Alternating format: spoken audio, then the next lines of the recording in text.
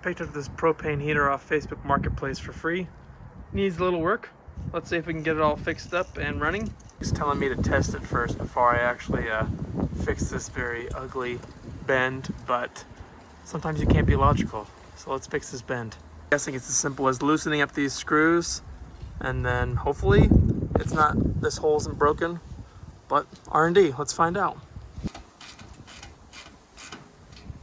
I'll be a monkey's uncle. Look at that.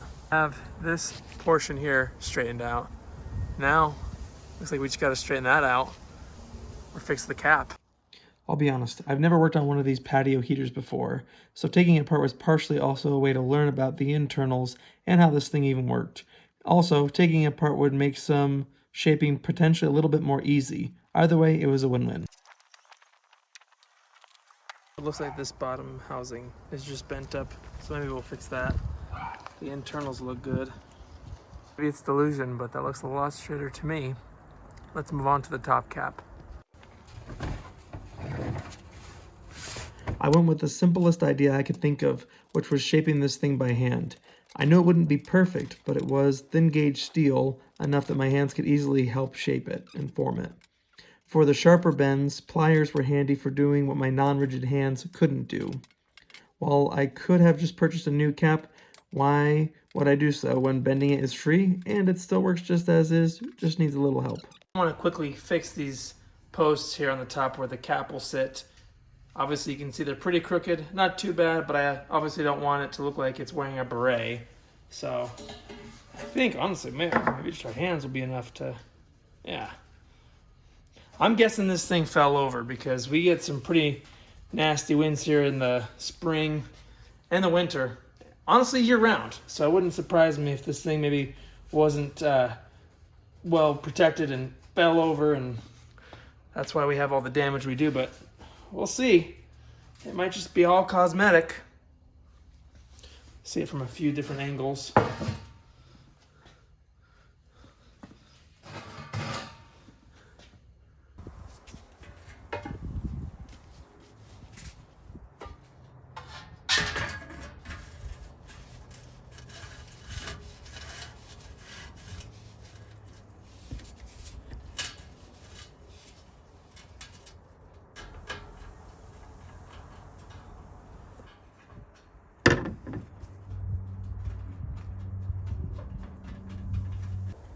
Now for the topping on the cake.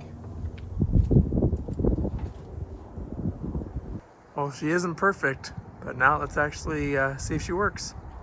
I don't hear anything, so let's change that battery.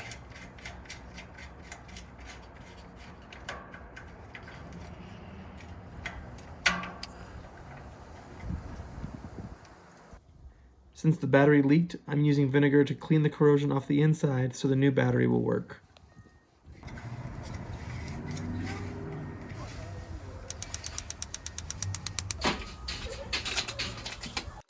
We have ignition, so now to provide it with a fuel source. A quick clean of the base and the housing, and now to add my propane tank. Now for the test. Igniter, gas, and she lit right up. Of course I could have always done more, but what do you guys think? Free, works, and it only took maybe an hour and a half to make it look a little bit nicer. So leave your thoughts below, especially advice on how to store these things so they don't fall over and bend again. Thanks for watching, like and subscribe. See you in the next video.